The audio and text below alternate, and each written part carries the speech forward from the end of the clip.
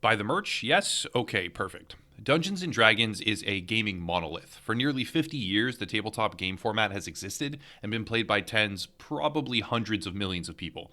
During that time, the game has expanded, and with that expansion, there have been new classes, new quests, new adventures, and new changes to the canon format of the long-standing franchise. Originally, D&D was published by Tactical Studies Rules Incorporated, and later, in 1997, it became controlled by Wizards of the Coast, the creators of Magic the Gathering, which is a subsidiary of Hasbro Entertainment. Wizards of the Coast, however, is where the issue begins, because in an effort to outline the disintegration effect of political conformity, there is perhaps no better example in all of gaming and entertainment than Wizards of the Coast, and more specifically their treatment of Magic the Gathering, and now, it appears, Dungeons & Dragons as well. This will be a bit complex for anyone not familiar with the game at all, so I'll condense it down as much as possible here. Basically, Magic the Gathering is, in the most fundamental sense possible, similar to Yu-Gi-Oh! Or Pokemon. The important distinction to make, though, is that the game has 5 main colors: black, red, green, white, and blue. Each of these colors has a different significance. Black, for example, usually contains zombies, and the land card is a swamp. Green contains elves, among many other things, and the type of land is a forest. Blue is an island, white is a plain, and red is a mountain. I won't go in depth on all the rules or the mechanics, but understanding that each of these 5 color types relates to a type of land is the main takeaway for those that don't play the game. To be clear, it is a massively popular game and has been for many years now. This is not some fringe activity with low interest. It is a massive, massive industry with tournaments, cash prizes, frequent new card generations, tons of sales, and it's a fairly big deal in the card game industry. Well, in the current atmosphere of civil unrest, Wizards of the Coast have decided to ban certain cards, citing racist undertones and taking a hardline stance in favor of purging racism from their game, both in artistry and actual mechanics. This is not inherently troubling as a concept. This is a perfectly understandable position to have, but the application is where it goes off the rails and starts down the road of disintegration. Let me explain before anyone gets mad. Here's an article from Polygon listing all 7 of the recently banned cards in a slideshow. I don't care for Polygon's coverage at all. It is simply the easiest method to scroll through the cards. As you can see, there are 7 cards here. One is Invoke Prejudice, another is called Jihad, and they showcase varying degrees of overt or subliminal artistry/wording, which may or may not be considered racist or offensive by certain groups of people. The card we need to focus on here is Crusade, because Crusade has a strange combination of title, wording, and artwork which is not as easily identifiable, compared to some of the others at least, as offensive. Crusade simply reads, "White creatures get +1/+1, and depicts a female commander with some armored units around her in an army.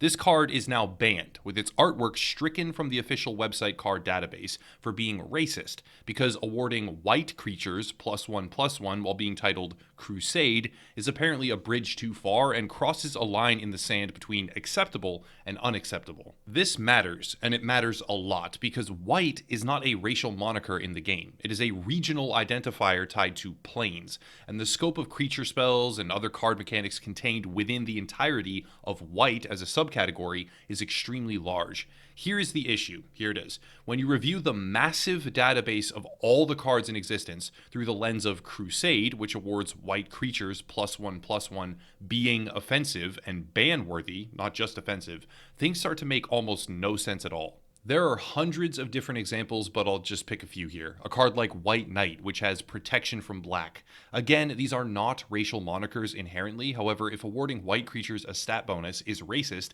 in conjunction with the word Crusade, how do we measure a card, a white card, called White Knight that has protection from black? How about Black Ward, with a horned skull as the graphic, and awards a creature protection from black? Does that cross the immaterially subjective line? Maybe not today, but will it cross the line tomorrow? It's hard to tell. How about Circle of Protection Black, which protects against damage from a black source? Or what about Battle Cry, which depicts an armored white man and will untap all white creatures and can award a stat bonus to them? Kind of like Crusade, but not exactly similar. The list goes on and on. Surge of Righteousness, which can destroy a black creature. And this makes no mention at all of the other color groups and their intrinsic self-buffing cards that will award black cards a bonus, or only green cards get this particular buff, or Doomblade, for example, which depicts a white woman getting smitten into oblivion and says destroy target non-black creature. The color synergy, an extensive list of cards that will benefit that color alone, is long, and while black and white intrinsically have nothing to do with race,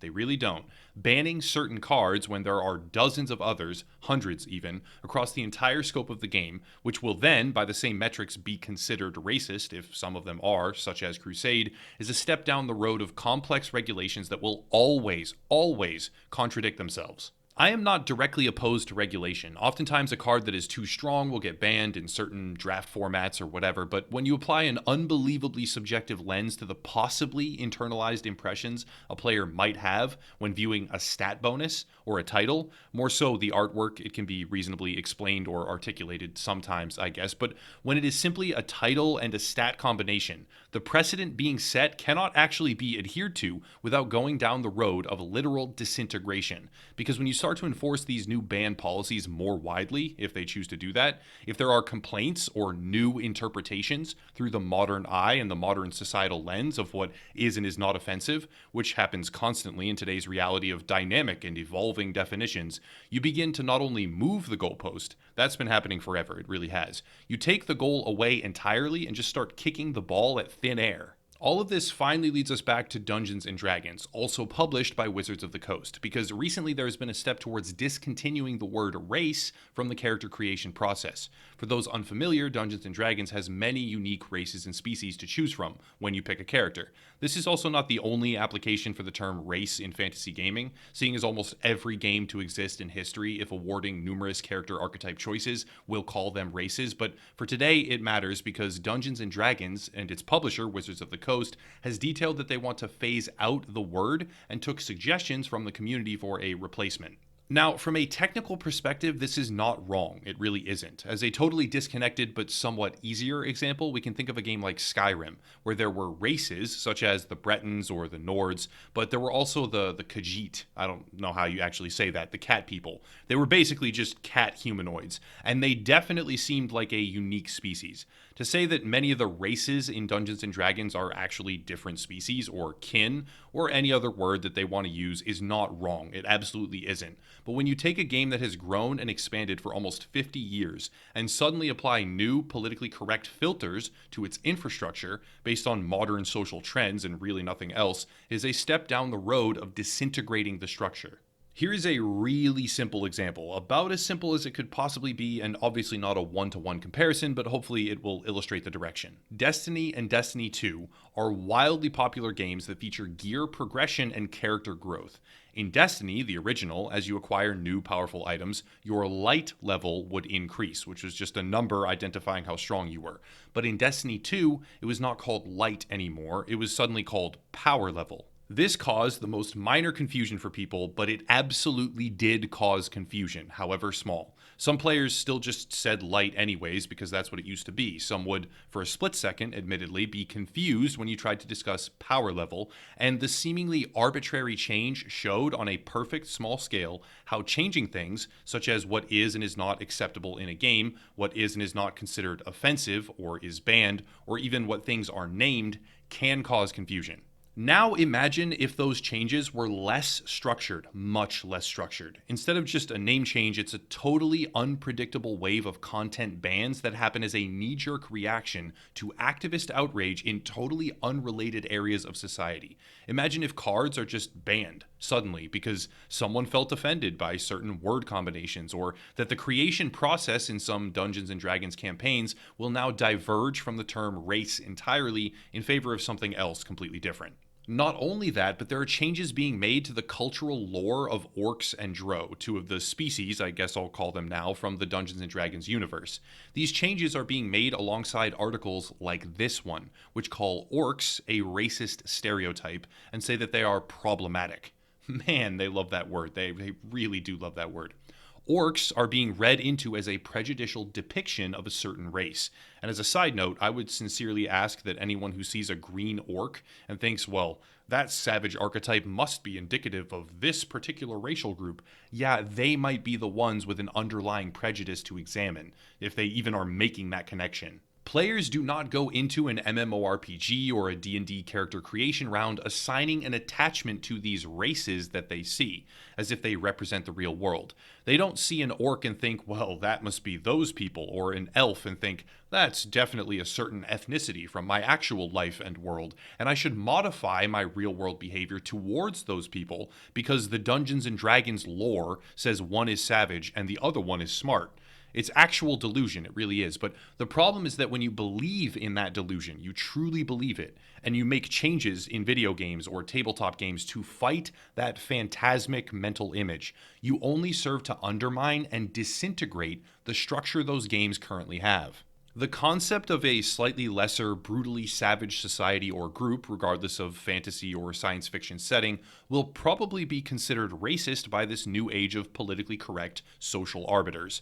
But if you reduce that to its most basic building blocks, enormous sections of modern literature and entertainment will then be, by that actual standard, racist and must be changed or banned. This is where we see the disintegration occurring. When you determine a fundamental mechanic from a 5-pillar game such as Magic the Gathering to be racist, you create a standard that will unravel huge sections of the gameplay loop, will invalidate a massive number of existing decks and combinations, and will continue to erode the foundational structure because it's an acid beneath the floorboards that will not stop spreading. We now see the creeping effects of these impossibly complex standards touching on a new game. It starts simple, it really does. Orcs get some new lore that changes certain aspects of their culture because someone could draw a connection between them and a real-world group.